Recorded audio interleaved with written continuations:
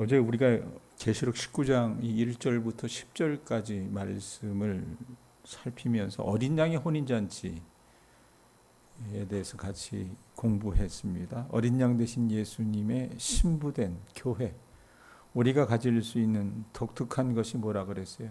기쁨이라 그랬죠. 즐거움이라 그랬죠. 또 하나 뭐라고 얘기했습니까? 의로운 삶을 살아야 된다 그랬어요.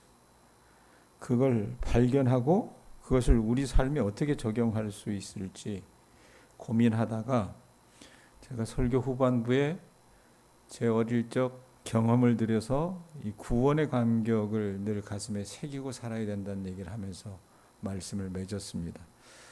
자, 오늘 말씀은 1절부터 10절까지 어떤 기쁘고 즐거운 모습과는 다른 아주 어떻게 보면은 끔찍한 이 전쟁의 모습, 그런 분위기의 환상을 보여주고 있습니다. 11절 보세요. 또 내가 하늘이 열린 것을 보니 보라 백마와 그것을 탄 자가 있으니 그 이름은 충신과 진실이라. 그가 공의로 심판하며 싸우더라. 자, 백마 타고 오시는 분이 과연 누굴까? 누굴 것 같아요, 백권사님? 예수님입니다. 똑똑하시네. 자, 그런데 예수님의 이름을 뭐라고 얘기합니까? 거기 보면 이름에 관한 표현이 오늘 말씀에 보면 여러 번 나와요. 여러 번 나오는데 11절 중간에 보면 뭐라고 얘기해요? 백마와 그것을 탄 자가 있으니 이러면서 그 이름은 충신과 진실이라 라고 얘기합니다. 충신과 진실이라 라고 하는 여러분 이 단어는요, 성경 속 오늘 우리가 읽은 이 계시록 19장 11절에만 나옵니다.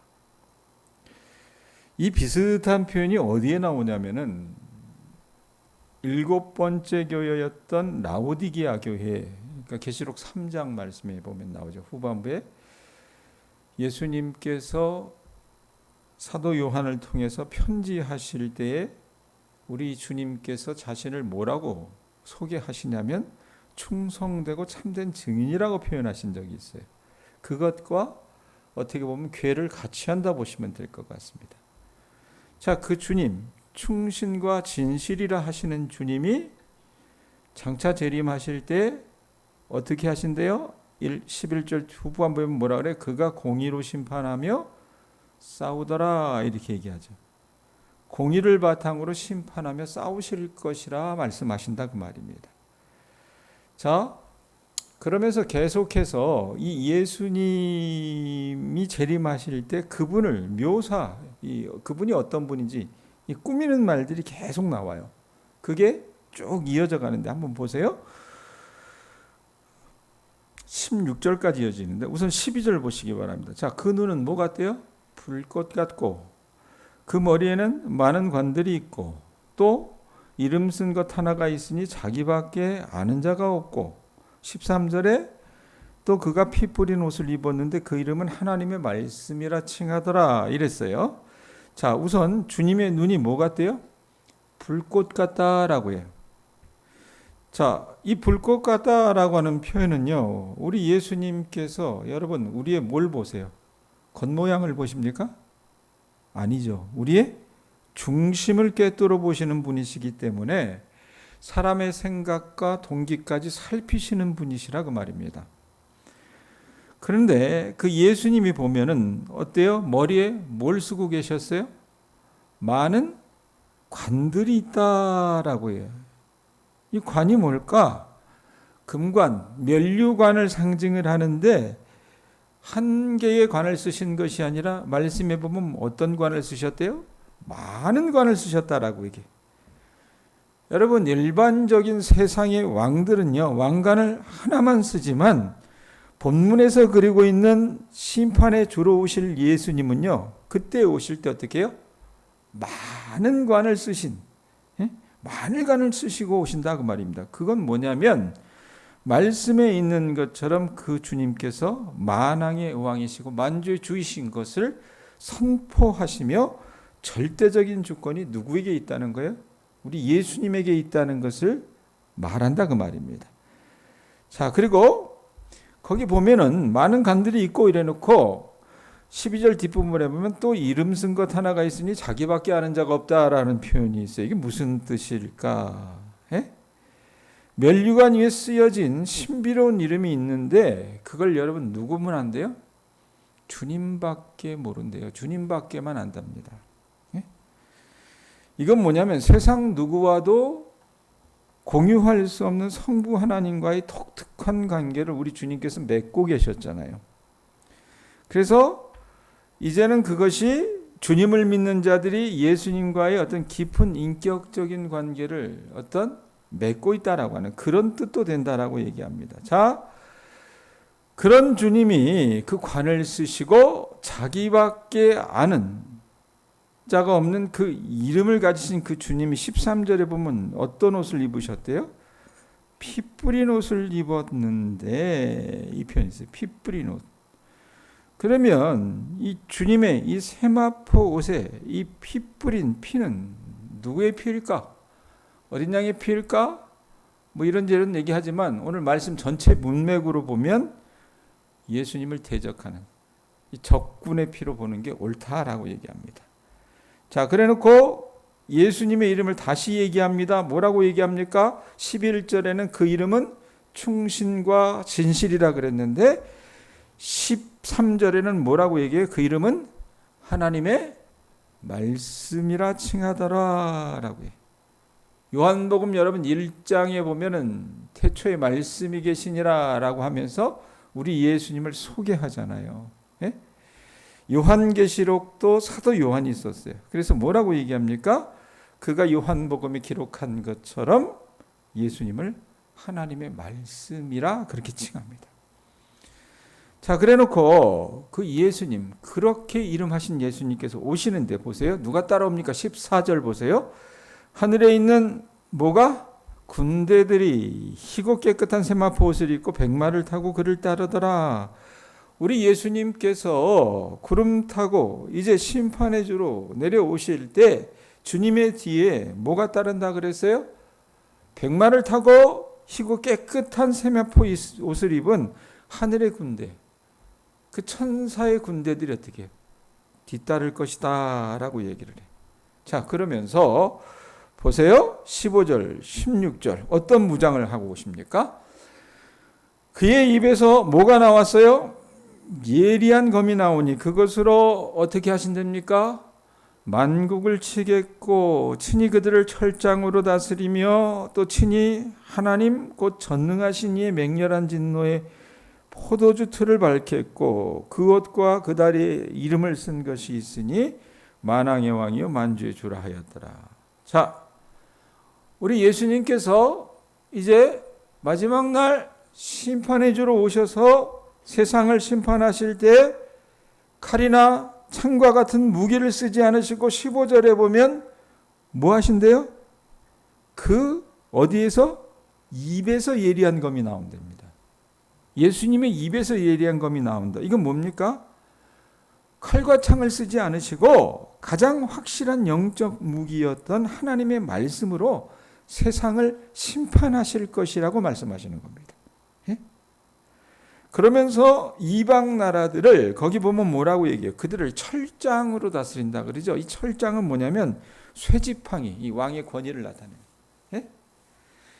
그러니까 다윗 왕가가 여러분 자신이 이스라엘을 다스린다라고 하는 것을 뜻할 때, 보여줄 때, 백성 앞에 보여줄 때 어떻게 하냐면 왕의 권위를 나타내는 쇠지팡이를 가지고 어떻게 그것을 표현을 했어요. 그래서 다윗 왕가가 그러했듯이 철장으로 다스리실 것이라고 15절에 그리고 있어요. 그러면 우리가 생각을 합니다.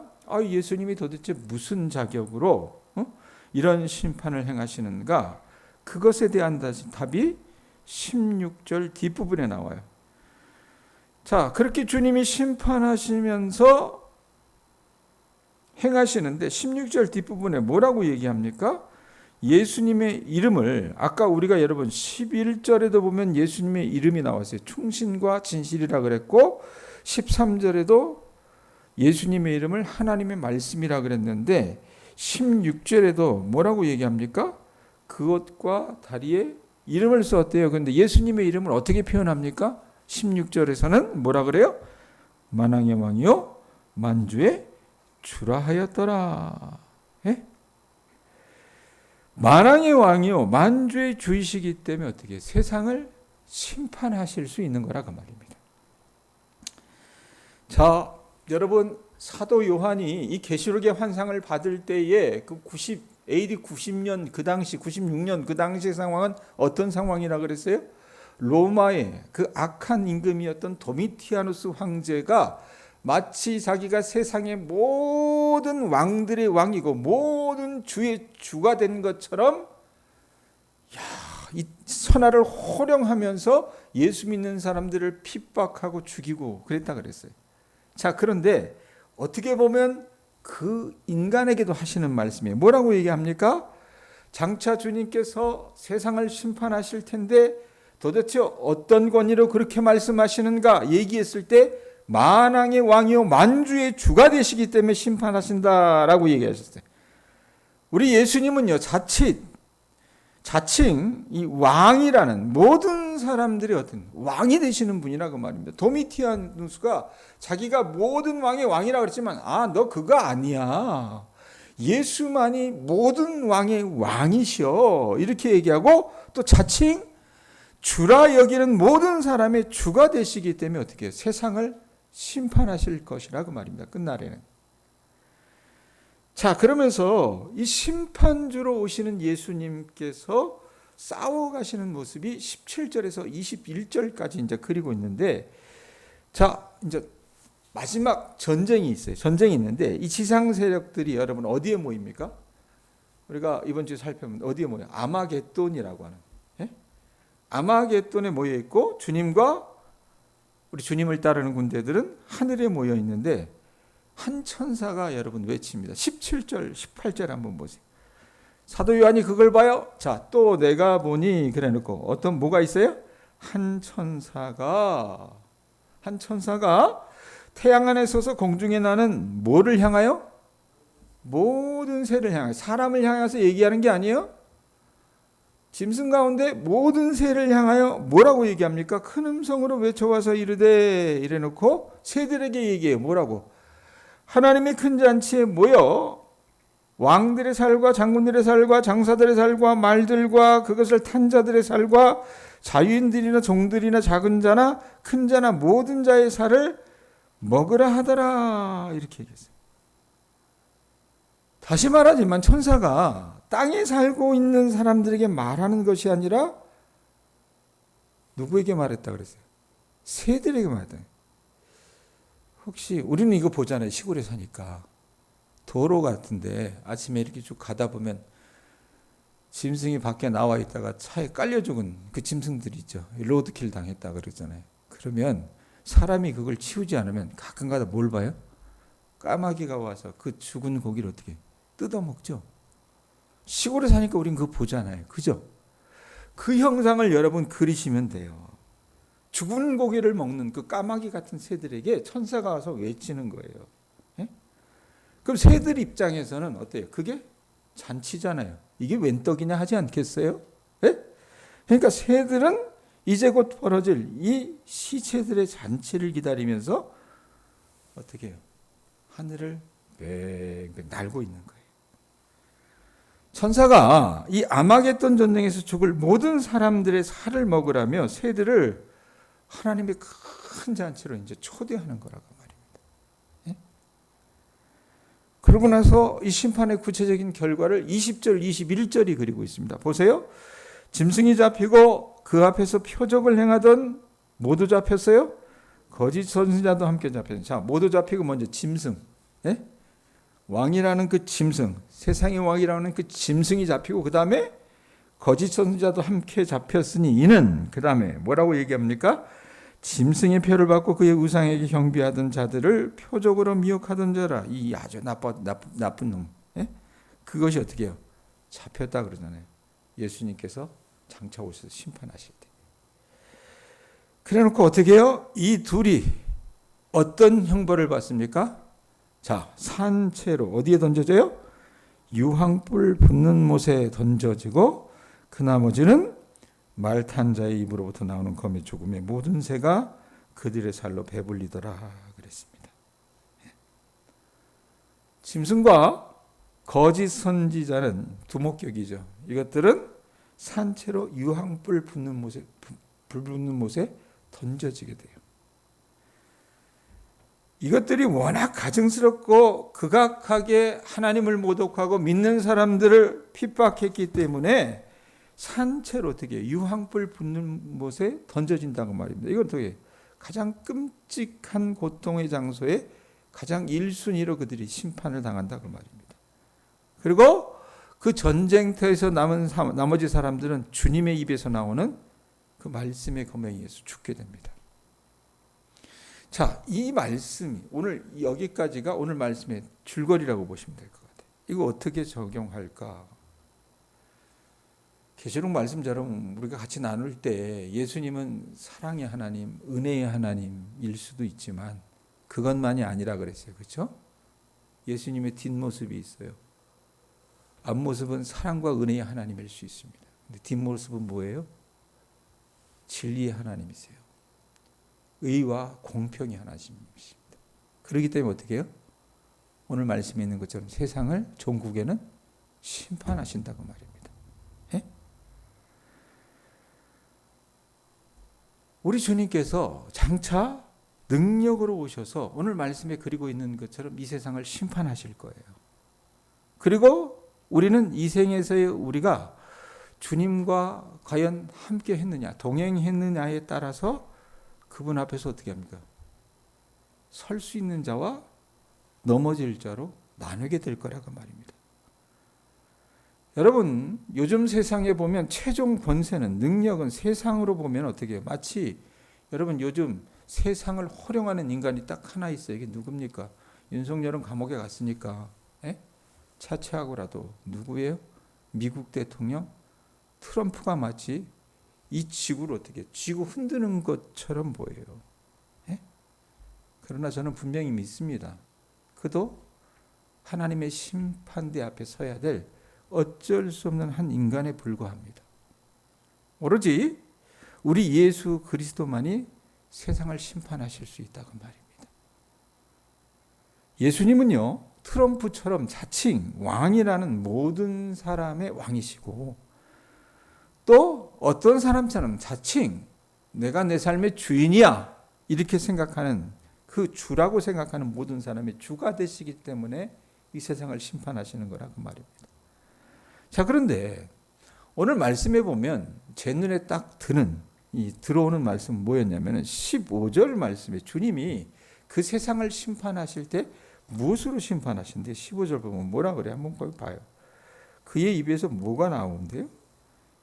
예리한 검이 나오니, 어디에서? 입에서 예리한 검이 나오니 그것으로 만국을 친다라고는 표현. 예수님이 이 세상을 장차 심판하실 때에 뭘로 심판하십니까? 원자폭탄? 고성능 무기로 심판하시는 것이 아니라 하나님 그분의 말씀으로 심판하신대. 예수님이 능력으로 다시 오시면 공중의 권세 잡은 자이자 이 세상의 임금이라 호령하던 사탄의 성취는 끝이 나게 돼요. 마지막 전쟁에서 사탄은요, 그의 권자로부터 쫓겨납니다. 이렇게 훗날 사탄을 괴멸시킬 가장 강력한 여러분 무기는 뭐냐면 말씀이라고 말입니다. 근데 요즘 시대에 여러분 그리스도인들은 목사나 교인이나 할 것 없이 하나님의 말씀을, 이 가장 강력한 무기인 하나님의 말씀을 신뢰하며 살아가고 있는지, 이걸 우리가 이 새벽에 한번 좀 물어보셨으면 좋겠습니다. 언젠가 제가 그런 얘기했죠. 중국에서 들어와서 한 2년 반 동안 하나님이 아무것도 하지 말고 너 쉬어라, 놀고 먹어라, 너의 그 상한 마음을 다스릴 때가 필요하니까 지금은 그때인 것 같으니까 그렇게 하라고 얘기하셨어요.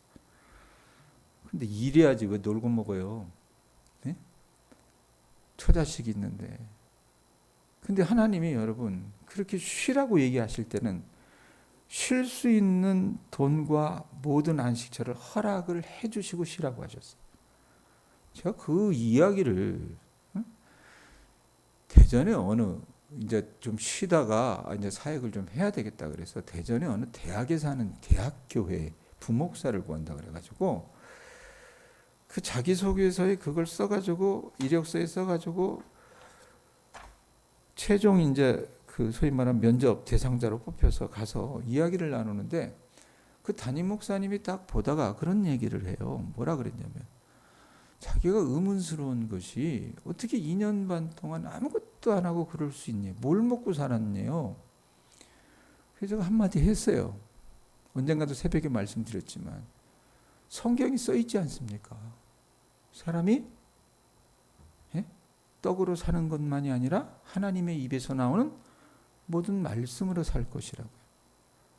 또 분명히 이스라엘 백성들이 광야 40년의 생활을 할 때에 하나님께서 그들에게 사람들이 알지 못하는 만나를 먹이셨어요. 40여 년 동안. 그게 써 있지 않습니까? 그랬더니 그 목사님이 했던 게 하는 말이 뭐냐면 무슨 말도 안 되는 소리를 하고 있냐 이런 얘기를 하셨어요. 제가 그 얘기를 왜 하느냐면 여러분 그게 소위 말하는 종교인들이나 믿음이 있다 하는 사람들이 갖고 있는 생각이라고 말입니다. 우리는요 하나님의 말씀의 능력을 신뢰한다라고 말로는 얘기하지만 그것을 실제로는 삶 속에서 신뢰하지 못하는 경우가 너무나도 많습니다. 그런데 오늘 말씀에 보면 어때요? 장차 예수님께서 이 땅에 오셔서 세상을 심판하실 때에 세상을 심판하실 때 쓰는 무기가 뭐예요? 가장 강력한 무기가 뭡니까? 하나님의 말씀이라고 하는 것을 우리 교인들이 기억하실 수 있기를 바랍니다. 우리가 그 주님의 말씀을 신뢰할 그때에 여러분 그 말씀이 저의 개인적인 사적인 경험을 통해서 말씀드렸던 것처럼 우리에게 밥이 될 수 있습니다. 우리를 먹여 살릴 수 있습니다. 또한 우리를 버겁고 힘든 세상에서 살아나가게 할 때 능력이 되는 말씀으로 우리를 다시 일으켜 세울 수 있다 그 말입니다. 그리고 그 말씀은 장차 우리 주님 세상을 심판하실 때 사용하시는 심판의 도구가 된다는 것을 저나 여러분들이 믿으시고 오늘 하루를 살아나가실 때도 무엇보다도 다른 어떤 것보다도 우리 교우들이 이 말씀을 붙잡고 살아나가시는 그 말씀의 능력을 신뢰하고 살아나가실 수 있는 우리 교우들 되셨으면 좋겠습니다. 기도하겠습니다. 하나님